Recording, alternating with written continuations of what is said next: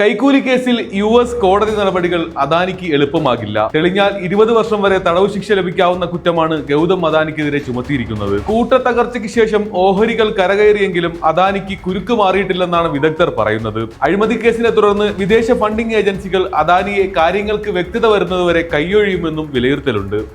അദാനിക്കെതിരെ സെബി അന്വേഷണം നടത്തുമെന്നും റിപ്പോർട്ടുകൾ പറയുന്നു. ഈ സാഹചര്യത്തിൽ അദാനി ഗ്രൂപ്പിന് എന്ത് സംഭവിക്കാം? അമേരിക്കയിലെ നിയമ നടപടികൾ എങ്ങനെയൊക്കെയാണ് പരിശോധിക്കാം. US നിന്നുള്ള വാർത്തകൾ മാരക പരിക്കേൽപ്പിച്ച അദാനി ഓഹരികൾ വെള്ളിയാഴ്ച വീഴ്ചയുടെ പടുകുഴിയിൽ നിന്നും തട്ടിക്കുടഞ്ഞെഴുന്നേറ്റു. ഒറ്റ ദിവസത്തെ നഷ്ടത്തിൽ നിന്ന് ലാഭത്തിലേക്ക് തിരിച്ചു കയറി എന്നു കരുതി അദാനി ഗ്രൂപ്പിന് മുന്നിലെ പ്രശ്നങ്ങൾ അവസാനിക്കുകയല്ല. നിരവധി കുരുക്കുകൾ ബാക്കിയാണ്. അദാനിക്ക് മുന്നിൽ ഇനി എന്ത്? വിദേശ ഫണ്ട് സ്വീകരിക്കുന്നതിൽ അദാനി ഗ്രൂപ്പിന് തടസ്സം നേരിടുമെന്നാണ് SKA ക്യാപിറ്റലിന്റെ വിലയിരുത്തൽ. എന്നാൽ ദീർഘകാലാടിസ്ഥാനത്തിൽ അദാനി കമ്പനികൾ മികച്ച വളർച്ച കൈവരിക്കുമെന്നാണ് ചിലരുടെ അഭിപ്രായം. ഇന്ത്യയുടെ സാമ്പത്തിക വളർച്ചയിൽ നിർണായക സ്വാധീനം ചെലുത്താൻ കഴിയുന്ന അദാനി ഗ്രൂപ്പിന്റെ പ്രവർത്തന രീതികൾ കൂടുതൽ സുതാര്യമാക്കണമെന്ന ആവശ്യവും ഉയർന്നിട്ടുണ്ട്. അദാനി ഗ്രൂപ്പിന് മുന്നിലുള്ള വെല്ലുവിളികൾ. US കോടതി നടപടികൾ നിസ്സാരമായല്ല വിദേശ ഫണ്ടിംഗ് ഏജൻസികൾ കാണുന്നത്.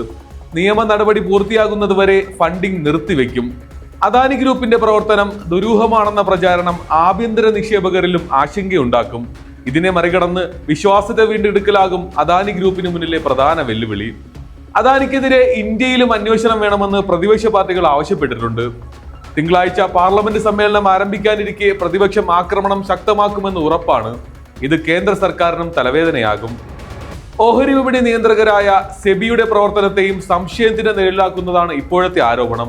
സെബി അധ്യക്ഷ മാധവി ബുച്ചിന് അദാനി കമ്പനികളുമായി ബന്ധമുണ്ടെന്ന ആരോപണം നിലനിൽക്കെയാണ് പുതിയ സംഭവങ്ങൾ വരുന്നത്.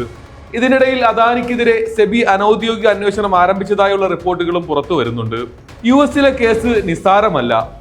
US അദാനിക്കെതിരെ ചുമത്തിയ കുറ്റങ്ങൾ എളുപ്പത്തിൽ തീർപ്പാക്കാവുന്നതല്ലെന്നാണ് വിദഗ്ധർ പറയുന്നത്.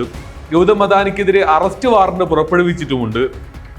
എന്നാൽ സ്വന്തം വാദമുഖം അഭിഭാഷകൻ മുഖേനയോ നേരിട്ടോ അവതരിപ്പിക്കാൻ അദാനിക്ക് അവസരമുണ്ട്. അതിന് തയ്യാറല്ലാതെ വന്നാൽ അദ്ദേഹത്തെ വിട്ടുകിട്ടണമെന്ന ആവശ്യവും ഉയർന്നെന്ന് വരാം.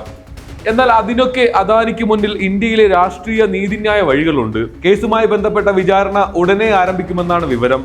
എന്നാൽ കേസ് നടപടികൾ ഏറെ നീളാനാണ് സാധ്യത. അതേസമയം ഇന്ത്യയിൽ ഉദ്യോഗസ്ഥർക്ക് കോഴ കൊടുത്തത്, കോർപ്പറേറ്റ് ചട്ടങ്ങൾ ലംഘിച്ചത് തുടങ്ങിയ വിഷയങ്ങൾ നിലനിൽക്കുന്നു. അതിന്മേൽ അദാനിക്കും അദ്ദേഹം നയിക്കുന്ന കമ്പനികൾക്കുമെതിരെ എന്ത് നടപടിയാണ് സർക്കാർ സ്വീകരിക്കുക? ഓഹരി വിപണി നിയന്ത്രകരായ സെബിയുടെ അടുത്ത നീക്കം എന്താണെന്നും വ്യക്തമായിട്ടില്ല. പാർലമെന്റ് സമ്മേളനം ആരംഭിക്കാൻ ദിവസങ്ങൾ മാത്രം ബാക്കി നിൽക്കെയാണ് കേന്ദ്ര സർക്കാരിനെ വെട്ടിലാക്കി അദാനിക്കെതിരായ അഴിമതി ബോംബ് പുറത്തു വരുന്നത്. വിഷയത്തിൽ സെബിയുടെയും കേന്ദ്ര സർക്കാരിന്റെയും നിലപാടുകൾ തൃപ്തികരമാണെന്ന് നിങ്ങൾ കരുതുന്നുണ്ടോ? അഭിപ്രായങ്ങൾ രേഖപ്പെടുത്താം.